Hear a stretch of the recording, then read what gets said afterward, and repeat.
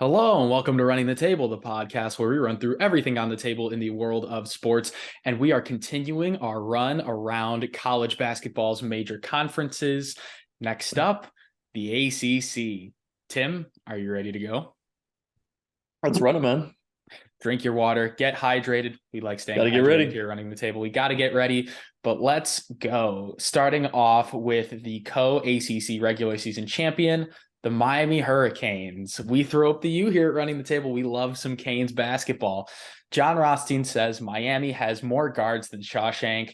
And if you want guard play, look no further than the Canes. They're not very big, but good luck dealing with Isaiah Wong, Jordan Miller, and Nigel Pack all on the court at any given time. They score more points than anyone in the conference, and they're pretty good at staying out of foul trouble. They have all the elements of last year's team that made the Elite Eight for the first time in school history. Yeah, I mean, that lead backcourt is star-studded with those three. They all score the ball well, and they're a tough team to match up with, especially with all those guys around the outside. Their offensive efficiency through those guys are incredible. Their top four guys all score 13 plus points per game, and that includes those three. And realistically, Absolutely they can all shoot the shattering the three. purgatory. Yeah, no kidding. They shoot 36.9% as a team from behind the arc, and those three guards that we talked about shoot a combined 38.2% from deep. So if they get going, I mean, they're definitely a hard team to stop. They can certainly light it up.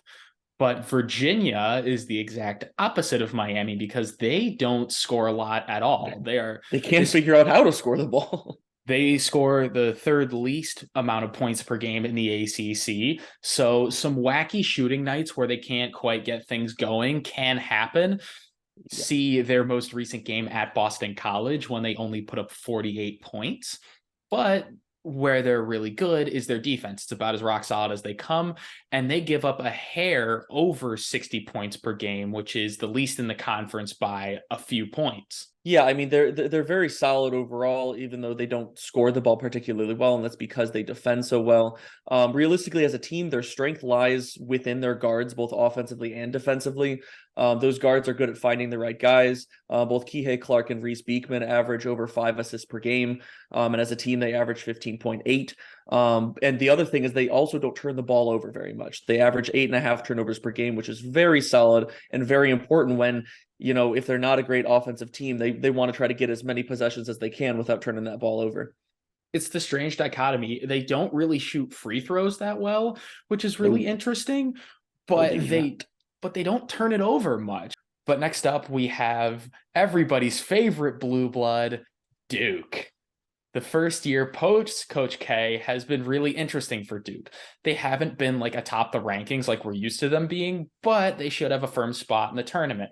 They've ripped off 6 straight, including a win against North Carolina on the road, which should really help momentum entering the ACC tournament. What's noticeable about Duke is how big they are. They have 3 centers playing big minutes in the rotation, with Kyle Filipowski, Ryan Young, and Derek Lively II all playing 19 minutes or more. Yeah, it's definitely not the Duke that we're used to seeing in the first season under John Shire, but they run very deep. But one thing is they don't really have some of the star-studded scorers that we're used to seeing. Obviously, Kyle Filipowski has done great this year.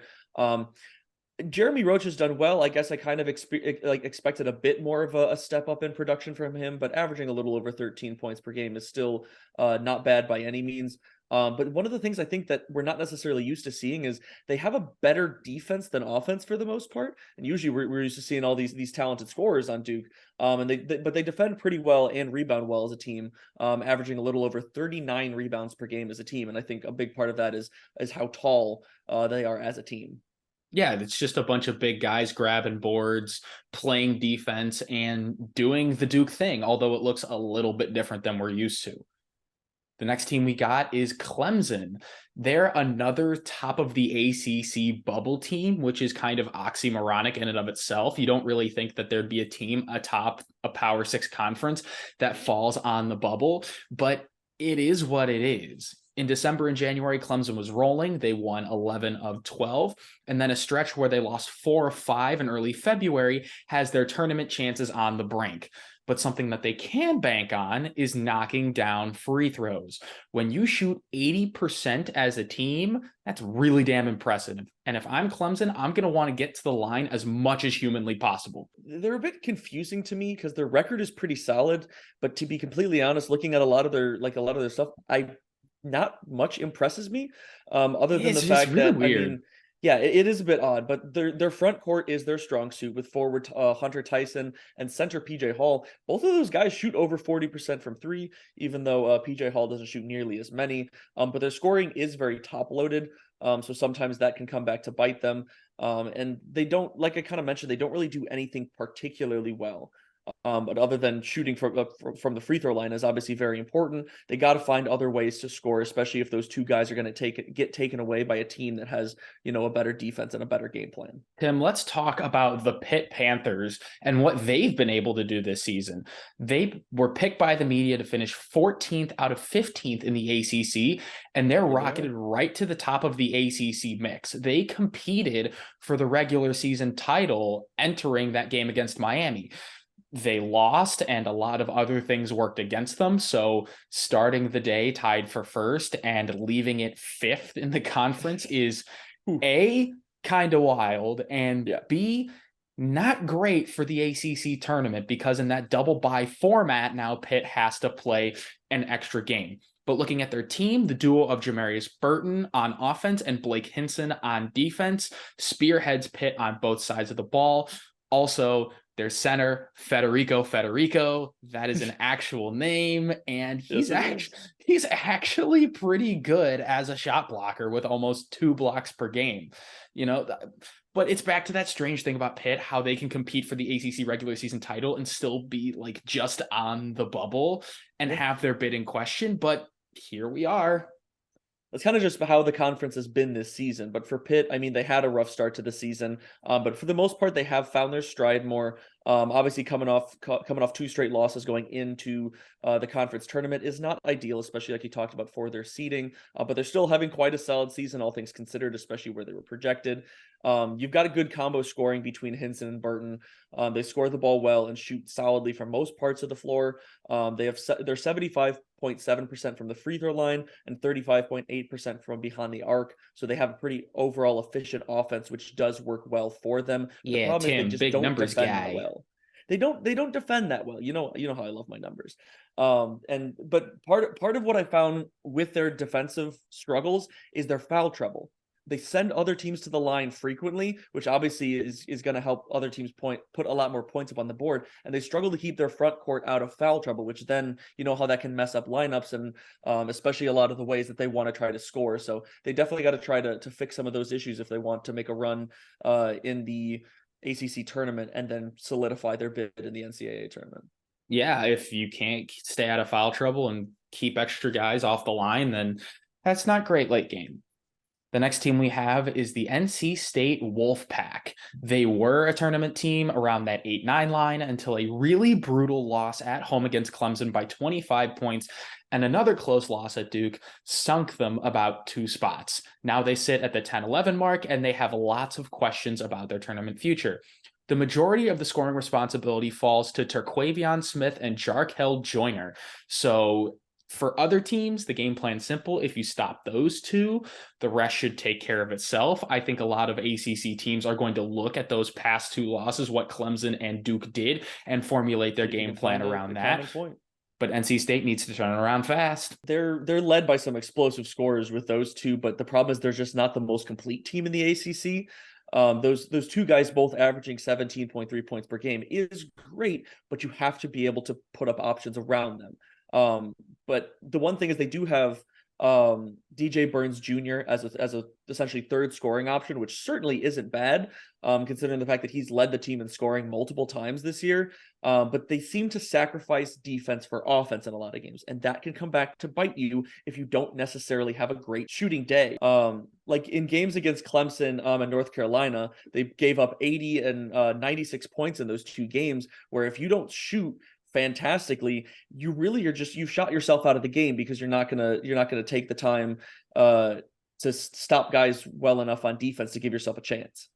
Tim, I'm not what you would call an expert, But I think if you fail to score points while failing to stop the other team from scoring points, it's There's not a whole lot of very ways you can win. difficult to win basketball games. I think that is a universal law It's a in basketball at any pretty good level. advice to live by in the world of basketball. But don't take my word for it. What the hell do I know? But Just let's a couple talk of guys about talking about college basketball. we're just a couple of dudes chilling, talking college hoops. But let's talk about the other North Carolina team, the Tar Heels, who have had probably the weirdest season in the ACC. They entered ranked number 1 in the polls to start the season, and now they might not even make the tournament. And the thing is, the team that made the national championship last year, they return most of their starters. Caleb Love, RJ Davis, Armando Bacot, Leaky Black, Puff Johnson, they are all back. But what killed them was that stretch in early February where they lost 5 of 6. Or maybe it was the weird love triangle between Caleb Love, RJ Davis that kind of tore the team apart and created beef. I'm not sure. But the Tar Heels also dropped a tough one at home against Duke. So what they need to do to get into the tournament is essentially win the ACC tournament, because if they don't, they're probably not going to play in March. Maybe if they're runner-up and they play a really close game in the ACC championship of the tournament, maybe. But yeah, they probably realistically need to win it because that's a crushing loss for them. This season in general has just been quite a hangover for the national runner-ups, who returned almost everybody, like you talked about. They even added a decent replacement for Brady Manick and Pete Nance, who has done well, but he is by no means been a Brady Manick, but I don't think you can expect him to be. They're very confusing to me. Obviously, you have great scoring at the top, with Caleb Love and Armando Bacot averaging 16.9 and 16.5 points per game, respectively. But one of the things I don't really like about them, and especially the times that I've watched them, it feels like Caleb Love shoots the ball too much. He's a great scorer, but he's a very microwave scorer. He's either on or he's off. And he obviously scores almost 17 points per game, but he only shoots 38% from the floor, which really tells me that he shoots a lot and kind of plays hero ball sometimes. You saw that at times, even in the NCAA tournament last year. So I think they got to figure out a bit in terms of team dynamic, because all of the talent is 100% there, but they've definitely got to figure some stuff out if they're going to make some sort of essentially magical run like they did last year. You know, Tim, you mentioned microwaves, and now I'm hungry and want food. So I kind of want dinner soon, so hopefully that's right around the corner. But in terms of college basketball in North Carolina, it seems like they're just headed to the NIT. And you know what NIT stands for? Not in tournament. Darn right. But with that being said, let's pick an ACC winner. Tim, who you got? Oh boy. This one's obviously very, very It's a weird conference, isn't it? Yes, because of how weird the conference is. We talk about how many of them are towards the top of the conference, but just that doesn't really even mean that they're gonna be in the NCAA tournament. You know, conference kind of sounds like croissant, and I want food. You really need to figure out this food situation, my guy. We're gonna have to get you some food when we get off of this. But for me, as much as I love the defense that Virginia poses, I really don't like their ability to just go cold on a random night. And that for me is the reason why I'm actually going to go with the Canes. I love their scoring. I love their guards. You know, we've talked in the past of how much I love experienced guards when it comes to postseason play in general. And Miami has that. Obviously, with the guys that they've returned, adding Nigel Pack, they've all been super solid. I think they have the ability to outscore literally everybody that they play. And I think that's going to be enough for them in this tournament. You know, Tim, I could really go down to Florida, Miami, and get some nice seafood right now. They have some really good seafood. You've got some issues, man. No, I'm just really, really, really hungry. But who do you have? I'm curious. Who do you have? Well, you got to put some respect on the regular season champ's name. I also got the Canes. I figured you would. Of course I do. Dude, I didn't pick them last year. You have actually picked them twice in a row, which is weird because I'm the Miami fan here. You are the Canes fan, but I like the way that I do team too. Dude. You saw the way that it turned out for him last year in the NCAA tournament. Teams just can't beat the Enye. Coach Larrañaga has the guards playing, and Isaiah Wong might be the ACC player of the year. And they run so deep that if you just focus on Isaiah Wong, then Jordan Miller and Nigel Pack will kill you. They've got other guys. And being that deep at guard creates mismatches for most of the other teams in the ACC. And at running the table, just easy. We throw up the U, baby. Let's go Canes. Both got them. That's all we got for our ACC breakdown. We've done breakdowns of the mid-majors, the Big East, and the Big 12. And we have the Pac-12, the SEC, and Tim's Big 10 to go. But if you want other stuff from us, we have lots of college basketball content. We have some NBA content, some NFL content. We're going to be bringing you so much more. This is March. The train don't stop. Buckle in. Let's ride. We sleep in May. Darn right we do. Like and subscribe for more from us. And until next time, we out. I need some food. Yeah, you too.